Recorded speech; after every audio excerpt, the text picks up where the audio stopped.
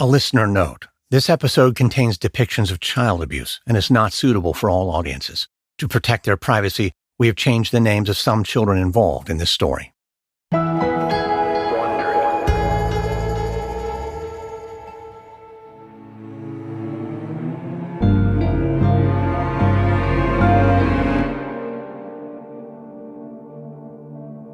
It's spring 1933 in downtown Los Angeles, California. 41-year-old Georgia Tan strides across the cathedral-like lobby of the Biltmore Hotel. Bellhops wheel gleaming luggage carts toward the elevators while guests sip cocktails in plush armchairs. Tan loves it here. She's always seen herself as one of life's winners, and staying in an iconic hotel like the Biltmore feels right to her. But unlike the other, more glamorous women here, Tan wears austere black pants and a simple blouse. She is also carrying a baby. She makes her way across the lobby to a well-dressed couple in their early 40s, sitting stiffly beside an empty stroller. Mr. and Mrs. Chapman? Tan watches as Mr. Chapman rises, extending his hand. Yes, that's us. You must be Miss Tan? Yes, it's a pleasure. And this is your son. Tan gently shifts the sleeping infant in her arms to face the couple. Mrs. Chapman presses her hand to her mouth as tears well in her eyes. She leans against her husband, who puts an arm around her. Oh, I'm sorry, Miss Tan. This has been a long road for us to get here. We're a bit overcome. Trembling slightly, Mrs. Chapman reaches out and Tan hands over the infant. Pressing herself against his tiny cheek, Mrs. Chapman whispers something, while Mr. Chapman looks on, clearly caught up in his own emotions. Mr. Chapman? Yes? Tan removes a folded document out of the purse dangling from her arm. Well, all I need now is a signature. Oh, yes, of course.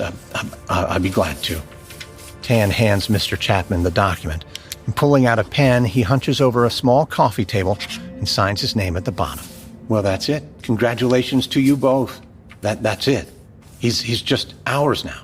Yes, officially you are his foster parents. The adoption will be finalized within a year. But there's no other requirements? You're not going to come home with us? We thought maybe, you'd want to check the nursery, supervise us, at least for a little while. Well, you've already been approved by my organization, Mr. Chapman. We trust you can take care of your son. Mr. Chapman looks suddenly terrified at this new responsibility, and Tan gives him a cool look. We haven't made a mistake, have we? No, of course not. I mean, we'll be fine. It's just, after waiting so long, it seems awfully sudden. There are no training wheels for parenthood, Mr. Chapman. You just start pedaling. Now, all I need is the final payment. Of course, I have it here. Mr. Chapman pulls an envelope from his jacket and hands it to Tan. She digs her nail into the seam and tears the envelope open. Mr. Chapman shifts uneasily. It should be all correct. Yes, everything seems to be in order. Thank you, Mr. Chapman. No, thank you, Miss Tan. We didn't think this day would ever come. Neither of us, but, look at him. As Mr. Chapman turns to his wife and new baby boy, Tan slides the check into her purse. Look at them indeed. You'll be fine, Mr. Chapman. And just remember, if you ever want a sibling for your little boy, you know where to find me. Tan bids farewell to the Chapmans and turns to walk back toward the elevators. She glances at her watch as she goes. Another couple will be arriving in half an hour, so she has to get back to her room and prepare their child for them. It's a brisk business, and one more baby to deliver means one more payment to collect.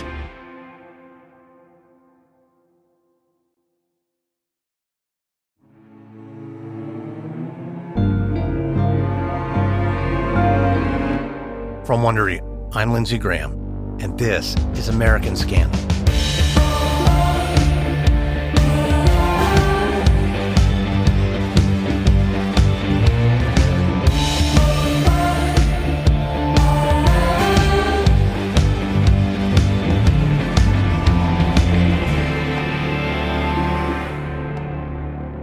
By the late 1930s, Georgia Tan's career was flourishing.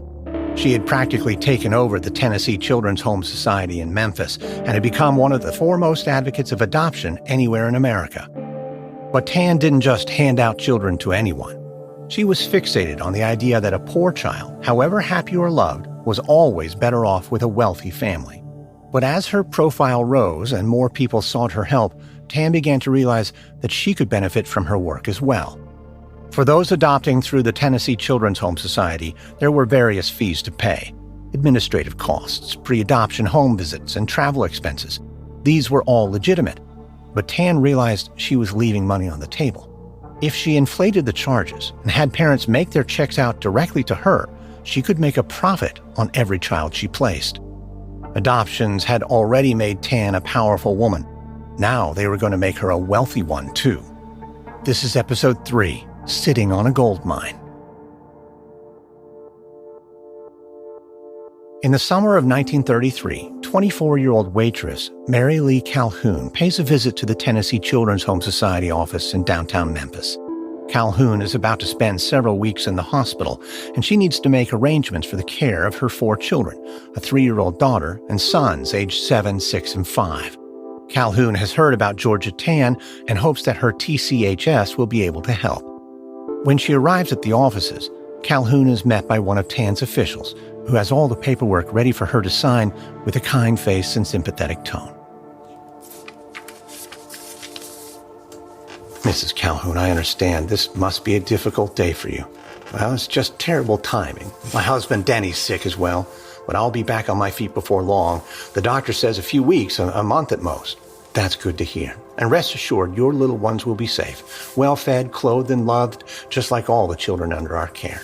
I so appreciate it. We've got no one else to watch them while I'm laid up. But as soon as I'm home, I'll be back for them. Of course, naturally. Now, if we could just go through the paperwork together. This first document officially places your children under the guardianship of the Tennessee Children's Home Society. You'll see here it's standard language, nothing to worry about. But Calhoun frowns as she studies the document. Well, this says that I relinquish them here. Doesn't that mean I'm giving them up? That's just legal wording. What it really means is that while you're recovering, we'll have full authority to act in your children's best interests in terms of medical needs, housing, that sort of thing. I don't like how it sounds. I understand completely, but you know lawyers, it just simply ensures we can look after the children properly without any delays or red tape. I mean, if anything were to happen to them, if they'd had a little fall or gotten sick, I'd hate to think that we couldn't give them the care they needed because we didn't have the right piece of paper. Well, I don't want them thinking we've abandoned them. No, of course not. And I'll make sure they know their mom is coming back for them. The official holds out a pen. Calhoun hesitates for a moment and then signs.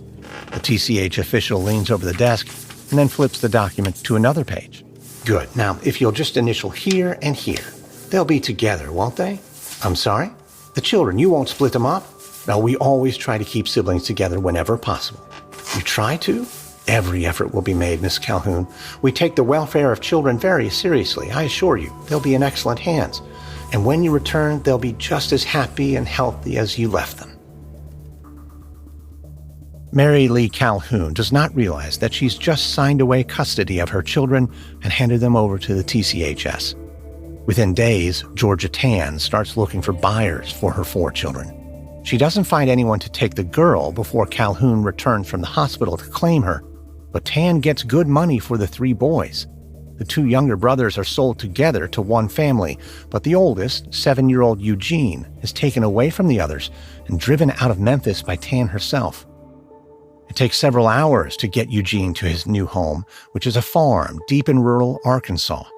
After a quick handshake with the owner, Tann pockets a wad of dollar bills before climbing back into her car and leaving young Eugene behind. Eugene's new parents don't see him as a member of the family, however. To them, he's just unpaid labor. He's given an unheated room to sleep in, along with a meager wardrobe of overalls, a few shirts, and 1 pair of shoes. He's made to rise before dawn every day to feed the livestock. Then he helps the farmer plow, plant, weed, and harvest cotton until sundown. All that would be bad enough, but Eugene's new father is also an abusive man.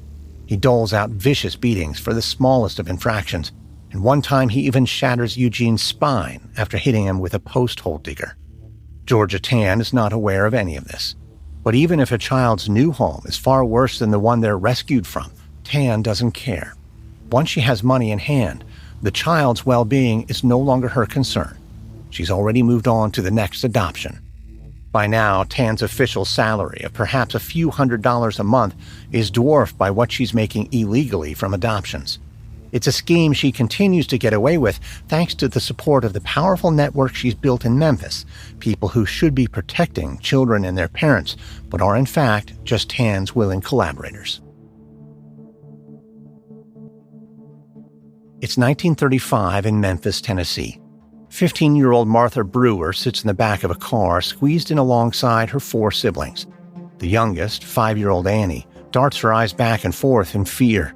Martha gives her a squeeze and tells her everything's going to be all right. But despite what she tells her sister, Martha is having a harder time convincing herself that they'll all be okay. Their mother is dying of cancer and has asked relatives to take in Martha and the others. But it has all happened so quickly that no one is ready for the children just yet. So yesterday, their mother called the welfare department and asked if they could care for her children until permanent arrangements can be made. This morning, Martha and her siblings were brought to the juvenile court in Memphis, where Judge Camille Kelly announced she'd be sending them to the St. Peter's Home for Children. Judge Kelly smiled at them all so sweetly in court. She had an enormous corsage pinned to her dress and spoke to them like a grandmother might. But Martha didn't get a good feeling from her, and she can't shake the dread in the pit of her stomach. Still, when the car comes to a stop in front of a large red brick building, Martha puts on a brave face and ushers her siblings out. She holds little Annie's hand as they all spill onto the wide lawn and stare up at the imposing orphanage. Behind them, a court worker climbs out of the car. In a few seconds, Martha feels Annie's hand slip out of hers. For a moment, she thinks her sister has just run off to get a closer look at the building, but then she hears a scream. Martha and the rest of her siblings turn to see Annie being pulled away toward another car. The children rush forward to help their sister but are blocked by a driver and one of the nuns from the orphanage. The children can only watch helplessly as Annie is bundled into the backseat and then driven away. Where she's going, they have no idea. And as they look around at each other, stunned and silent on the grass, each of them wonders if they'll ever see their youngest sister again. In the days that follow, Martha continually asks the staff at the orphanage where Annie has been taken. Eventually, one of the nuns relents and tells her what's happened. Annie will not be coming back. She's been transferred to the custody of the Tennessee Children's Home Society and has already been flown out of state to be adopted by a new family. At only 15 years old, Martha is powerless to save her sister. But even if she were an adult, it's unlikely Martha would be able to do anything. By now, Georgia Tan and the Tennessee Children's Home Society are too powerful and too well protected, because it's not just Tan's army of influential friends and contacts that she can call on. She also employs the services of one of Memphis's top lawyers. Abe Waldauer is the city's assistant attorney and a major player in the political machine of local fixer Edward Boss Crump. As Tan's personal lawyer, it's Waldauer who protects her from any parents of stolen children who try to mount a legal challenge. One such parent is Polish shoemaker Henry Wagerman. In the mid-1930s, he files suit against Georgia Tan and the Tennessee Children's Home Society. Wagerman claims that after filing for bankruptcy in 1929, he took his young daughter to the TCHS for temporary care. But when he came back to retrieve her, she was gone, adopted out to a new family against his will. At the time, there was nothing he could do, but now he has the money to challenge the TCHS in court, and he is demanding that his child be returned to him. But Tann and her lawyer call the allegations absurd. They say Wagerman signed legal papers surrendering his daughter for adoption, and that the young girl in question is now living happily with a wealthy family overseas. But Wagerman insists he was duped. He didn't know English well at the time, and no one properly explained the meaning of the documents he signed. But despite his pleading, after a one-day hearing, the court sides with Tann. And when Wagerman appeals to a higher court in Jackson, the judge there dismisses his claim too. Wagerman never sees his daughter again. But it's not the last time a grieving parent is left disappointed by the legal system. With Abe Waldauer at her side, it seems that Georgia Tan is untouchable. But as her operation continues to grow, not all the threats Tann faces will be legal ones. Before they are sold to new parents, the children Tann acquires are kept in a network of private boarding homes and orphanages in Memphis. But as the TCHS takes on more children, the conditions in these facilities get worse and worse. They are crowded, unhygienic, and understaffed, and the children who live in them are often left malnourished after being fed little more than bread, water, and cold oatmeal for months on end. And with such widespread neglect, it is no surprise that the child mortality rate in Memphis begins to climb, and eventually, people outside Tennessee start to take notice. It's February 1935 at the U.S. Children's Bureau in Washington, D.C. 42-year-old pediatrician Ella Oppenheimer reads through paperwork at her desk. The Bureau works to improve the lives of children and families across America, and for the past 15 years, Dr. Oppenheimer has been researching maternity care and child health. It's the middle of the Great Depression, and there are plenty of children in need all across the country. But when one of Oppenheimer's colleagues pays a visit today, he has some disturbing new findings out of Memphis that he thinks she should see. Oppenheimer waves him into the room, and he passes her a report across the desk. It concerns the mortality rate of infants in Memphis. As Oppenheimer scans through the figures and charts, her eyebrows arch in concern. According to this report, for every 1,000 live births in Memphis last year, over 100 babies died. That's twice the national average and the second highest rate in the country. Oppenheimer's colleague tells her that the numbers have folks down in Tennessee worried, and that the mayor of Memphis himself has sent a request to the Children's Bureau asking for help. They need to understand what's behind their high mortality rate so they can figure out how to address it. Dr. Oppenheimer knows there could be many reasons behind the report's shocking numbers. City sanitation, a contaminated water supply, local social or economic factors. But it worries her that it seems local officials don't have a grasp on the problem. So Dr. Oppenheimer sets her paperwork aside and makes an instant decision. She knows she won't be able to do much from her office here in Washington. So instead, she's going to Memphis, Tennessee to get to the bottom of things.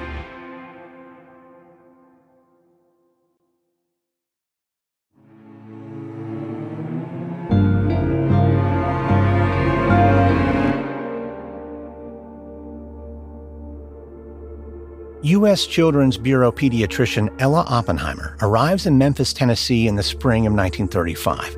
She's been summoned by the city's mayor, as well as a coalition of worried doctors, professors, and community leaders to investigate why so many children in Memphis are failing to make it past their first birthday. Dr. Oppenheimer sets to work immediately. She meets with the city's child welfare agencies and interviews healthcare workers about their experiences on the front lines.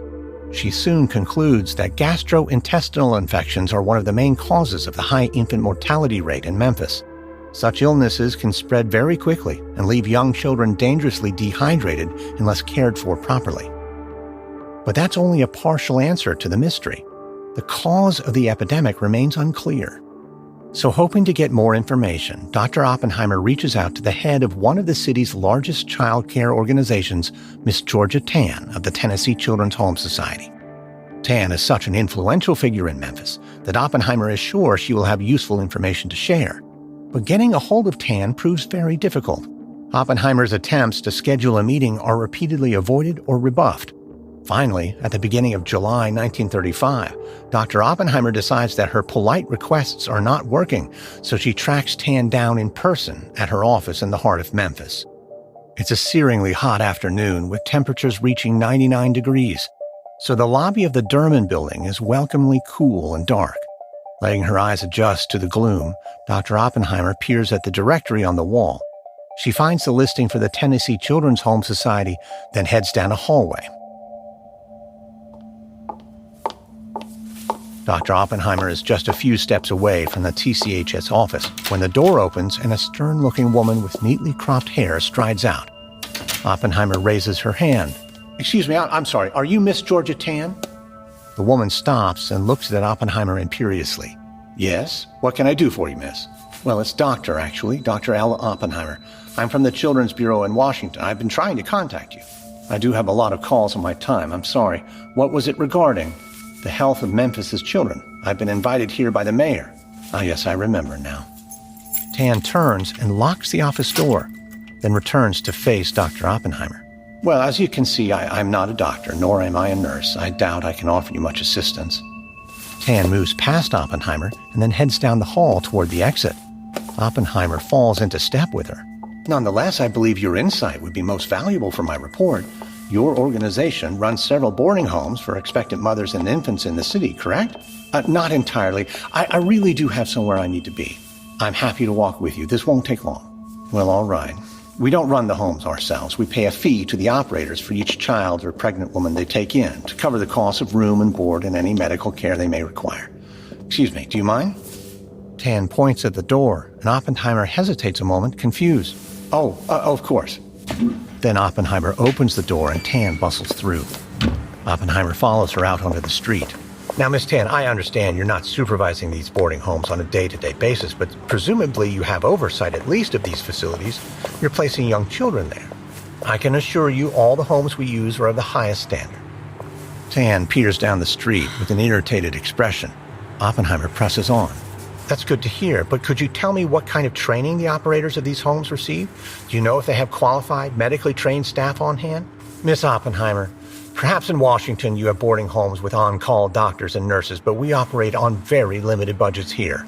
We rely almost exclusively on donations for funding. Around-the-clock medical care would simply be unfeasible. Miss Tann, I understand budget constraints, believe me, but I am not talking about in-house teams of doctors or surgeons or anything like that. What are you talking about then, Miss Oppenheimer? I'm talking about the alarming rate of infant mortality in Memphis. Yes, and I think it's preventable. There's been a spate of gastrointestinal infections. At this moment, Oppenheimer is surprised to see a limousine pull up and a chauffeur climb out from the driver's seat and open the door for Tann. Miss Tann, these illnesses spread incredibly quickly and can be serious, especially in the very young. If your staff know what symptoms to look for, how to respond, it could save lives. And that's what we're all here for, isn't it? To protect the children? With her hand gripped tightly on the open limousine door, Tann pauses. Miss Oppenheimer, as I've already said, the facilities used by the TCH are the very best in the city. You say you are here to investigate a high number of infant deaths? Well, I can tell you that not a single child in our care has died in 1935 thus far. Not a single one. Now, if you'll excuse me, I have a great deal of work to attend to. Dr. Oppenheimer stands on the street for a moment, replaying Tann's words in her head. If what she said is true, it would be an extraordinary achievement. Given the number of young children in TCH's care and the alarming rate of infant deaths in Memphis, it would be a miracle if Tann's organization was unaffected. So Dr. Oppenheimer remains unconvinced. She can't shake the feeling that Georgia Tan is lying. Dr. Ella Oppenheimer completes her report and submits it to Memphis city officials in October of 1935. The 129-page document is thorough but cautious. If Dr. Oppenheimer harbors any suspicions about Georgia Tan or the TCHS, they are not reflected directly in her report. Perhaps mindful not to antagonize such a powerful local figure, Oppenheimer does not point fingers or specify any one cause for the rise in infant mortality in Memphis. Instead, she sticks to more general observations and recommendations. Still, the last of the report's 8 policy proposals seems aimed squarely at Tann and the TCHS. Oppenheimer recommends that the local health department be given legal authority over the city's maternity and boarding homes to ensure they meet modern standards. But Tann's connections at City Hall ensure that any prying eyes are kept away from her boarding homes. Some of Dr. Oppenheimer's other recommendations are eventually implemented, but Tann is able to continue her business much as before. And over the next 6 years, Tann only adds to the small fortune she earns from her trade in babies. She has started investing in property around Memphis, and her family lives a life of quiet luxury. They enjoy fine foods, chauffeur-driven cars, and lavish overseas vacations. Tann often drops everything to fly away to Cuba and its many opulent casinos. But Tann knows all of it could be taken away in an instant if she's ever exposed. The report by Dr. Oppenheimer was a close call, and despite all her power, money, and political allies, Tann is worried that more unwanted attention will follow. Over time, the pressure starts to wear her down. In 1941, Tann celebrates her 50th birthday.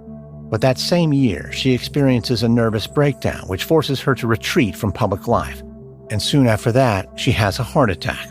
She's forced to slow down, but as she recuperates, her work becomes a little easier. The shifting attitudes to adoption she's encouraged over the years help usher in changes to Tennessee regulations. Previously, a judge was needed to verify that parents consented to surrendering their child to an adoption agency. But with a growing number of adoptions clogging up the courts, Tennessee decides to take that power away from the judges. Instead, the surrender of children will only need to be confirmed by a notary public to verify the legal documents. But Tann and many of her staff at the TCHS are already notaries. So now she can legitimize her theft of children with little more than a rubber stamp. It's the fall of 1943 in an affluent neighborhood of Midtown Memphis. 52-year-old Georgia Tan stands on the wide columned porch of a handsome three-story mansion. A small crowd of TCHS benefactors and local dignitaries has gathered on the lawn in front of her, and they gaze up at Tann expectantly. Stepping forward, Tann clears her throat and welcomes them all to 1556 Poplar Avenue, the new Memphis headquarters of the Tennessee Children's Home Society. Tann explains that the extensive property behind her has been donated to the TCHS by a local businessman, and it means the charity won't have to rely so much on private boarding homes and orphanages in the future. Instead, the TCHS itself can provide a safe and loving home for the children in its care. After a polite smattering of applause from her audience, Tann cuts a bright red ribbon strung across the front door and then invites everyone in to tour the building. The home is as beautiful inside as it is outside. There are tasteful offices and receiving rooms on the first floor, while upstairs there are bright and airy nurseries staffed by women in crisp white uniforms. Everything seems perfect, a warm and welcome home for children in need. But after the opening day's special guests have all left, 1556 Poplar Avenue soon becomes a home of neglect and abuse.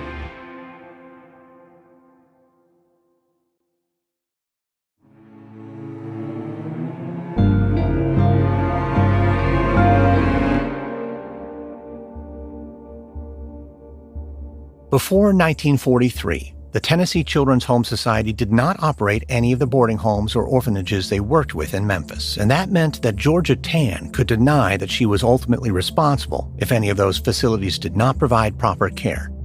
But this all changes once TCHS opens its own receiving home on Poplar Avenue. Neighbors of the building are soon calling it the House of Mystery, as no one knows exactly what goes on behind its walls, and no one suspects how bad it really is.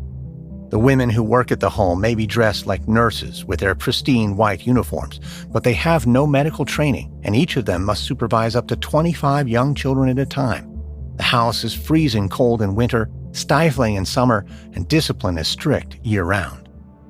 But it's Tann herself the children fear the most. It's not just that she has complete power over their lives and chooses who gets to leave and who must stay. She also picks out some children for special attention, and these girls are told it's a privilege, a show of favor, while it is instead sexual molestation. 1556 Poplar Avenue enables Georgia Tan to control, abuse, and profit from children on a scale greater than ever before. But in early 1945, only a year and a half after the new TCHS headquarters opens, it is in threat of being exposed. That year, a bill is presented to the Tennessee legislature that will mandate the licensing and inspection of all children's boarding homes in the state. If Georgia Tan wants 1556 Poplar Avenue to pass these checks, she will have to employ properly trained staff and improve conditions. But that would eat into her profits. So Tann and her lawyer, Abe Waldauer, lobby hard against the bill. But despite all Tann's efforts and her powerful friends, it soon becomes clear that there is no stopping the new law. So instead, she and Waldauer try a different tack.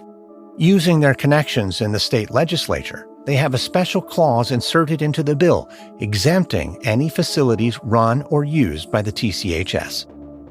The bill passes, but with this new clause in place, it offers no help to the children living on Poplar Avenue, and it gives them no protection from what is to come.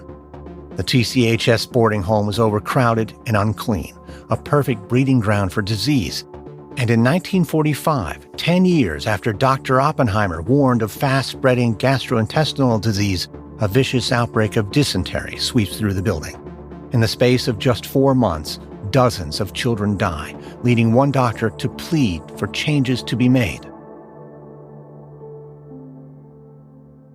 It's the late summer of 1945. World War II is drawing to a close, and as in the rest of the country, there's an excited mood in the air in Memphis. But Dr. Clyde Croswell looks somber as he arrives at the TCH facility on Poplar Avenue. The 48-year-old Croswell is familiar with the home. A respected pediatrician, he's been volunteering as a medical advisor to the TCHS for some time now. But his experience here over the last few months has him worried. He walks up the drive to the white columned porch, where he's greeted by 49-year-old attorney Abe Waldauer. Dr. Croswell, welcome. Come in. Good to see you again, Abe. The two men walk into a large room with tall windows. Around a table sit the other members of the TCHS board, 3 men and a woman. Waldauer takes his place at the head of the table and then motions for Croswell to sit in the empty chair opposite. Well, Clyde, you've got us all here, the whole board. What is so important? Well, first of all, I appreciate everyone making the time to meet. I know you are all busy people. Croswell then reaches into his briefcase and pulls out a stack of papers. He passes half to the man on his left and the other to the woman on his right.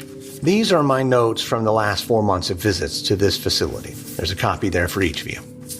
At the other end of the table, Waldauer takes the documents, but barely glances at them. Clyde, we're not doctors. I doubt any of this will make sense to us. Well, it's important, and I'm glad to explain it. As you know, I've been treating an alarming number of children in this home for diarrhea and dehydration. It's been bad. Many of those children have died, but I believe those deaths were avoidable. Well, Clyde, I think we all know it's deeply regrettable, of course, and we're aware that there have been some instances where you were not contacted soon enough. But I believe the staff has been spoken to about proper protocols and such. We'll be sure to contact you more quickly next time. Well, this is not just about next time. And it's not about the staff either. I advised that the entire house needed to be evacuated, every child removed, so it could be properly sanitized and the epidemic contained. Now, Clyde, we can't shut the place down every time a few kids get sick. It was not just a few. I told Miss Tann the house needed to be closed. Not only did she ignore me, but more infants continued to arrive during an ongoing outbreak. It was like there was a fire burning through the building, and her only response was to throw on more fuel. A flicker of irritation crosses Waldauer's face. Now, doctor, sounds to me like there must be some miscommunication here. There was no miscommunication. I spoke to Miss Tann personally. Miss Tann is a highly respected member of this community. She's devoted her life to helping children. What exactly are you accusing her of? I'm accusing her of negligence, of recklessness. Be careful, doctor. And you know what? Maybe worse. And if this board refuses to act, we will all have blood on our hands. After this meeting with Dr. Croswell, the TCH board appoints an internal committee to investigate his accusations, but it quickly concludes that Croswell's claims are baseless. When he hears this, Dr. Croswell is furious. He tells the board that he will no longer volunteer his services, but that does not mean he's giving up. He still wants to protect the children on Poplar Avenue. He's just got to find another way. Dr. Clyde Croswell is certain he's not the only Memphis doctor with concerns about Georgia Tan and the Tennessee Children's Home Society. So he approaches other pediatricians who volunteer at the charity, and it is not long before he starts to hear familiar stories. Some tell him that they have prescribed drugs to children at TCHS homes, but their patients haven't gotten any better. They suspect that Tann and her staff are not administering the medicine at all. Other doctors tell Croswell how Tann has ignored their advice and sent newborn babies on long, exhausting journeys to adoptive homes on the other side of the country. Hearing all this, Croswell is certain Tann is up to something, but he cannot figure out what it is. Croswell talks to 5 other doctors in all, and together they then write a letter about what's really going on at the Tennessee Children's Home Society. They send it to the local probate court judge, Samuel Bates. Judge Bates oversees many of Tann's adoptions, but recently he's also become suspicious of the TCHS. He's heard of too many cases of birth parents trying to reclaim children they insist were stolen from them. And this letter from 5 doctors is more direct proof of wrongdoing. After reading the accusations, Bates sends a letter of his own to the Tennessee Department of Public Welfare. He informs that department that unless the doctor's claims are found to be false, or Georgia Tan is removed from her position as head of the agency, he will not approve any more adoptions for the Tennessee Children's Home Society. This is the first real opposition from someone in power that Tann has ever faced. But for once, she has other things on her mind. It's 1945 at the Mayo Clinic in Rochester, Minnesota. Georgia Tan is sitting in a doctor's office waiting to see a specialist. She'd gone to see her primary physician in Memphis about some unexpected spotting in her underwear. At 54 years old, Tann hasn't had a period for some time, so she knew this was unusual. Her Memphis doctor had some suspicions, but told Tann that the Mayo Clinic was the very best in the country, and seeing as how she can afford it, this is where Tann has come for more tests. Now she's waiting to hear the results. The door opens behind her, and the doctor strides in. He sits across the desk from Tann, opens a folder of notes in front of him, takes a deep breath, and then looks up. Tann knows at once it isn't good news. By the time the doctor finally confirms that she has terminal uterine cancer, her mind is already elsewhere. While the doctor lists treatment options, Tann is thinking of her family, of her partner Anne, and her daughter June.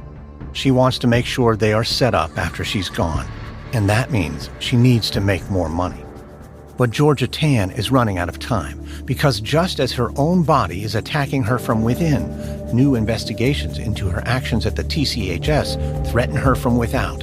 Before long, Tan will be facing a race to see what comes for her first, death or exposure.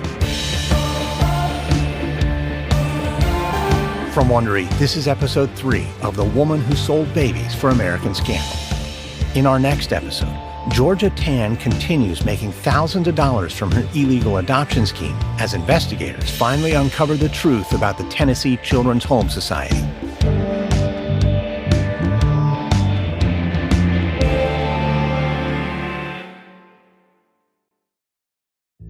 If you'd like to learn more about Georgia Tan and the Tennessee Children's Home Society, we recommend the book The Baby Thief by Barbara Bazance Raymond and Babies for Sale by Linda Tollett Austin. This episode contains reenactments and dramatized details, and while in most cases we can't know exactly what was said, all our dramatizations are based on historical research. American Scandal is hosted, edited, and executive produced by me, Lindsay Graham, for Airship. Audio editing by Christian Paraga. Sound design by Gabriel Gould. Supervising sound designer Matthew Filler. Music by Thrum. This episode is written and researched by Joel Callan. Fact-checking by Alyssa Jung Perry. Managing producer Emily Burke. Development by Stephanie Jens. Senior producers are Andy Beckerman and Andy Herman, and executive producers are William Simpson for Airship and Jenny Lauer Beckman, Marshall Louie, and Aaron O'Flaherty for Wondery.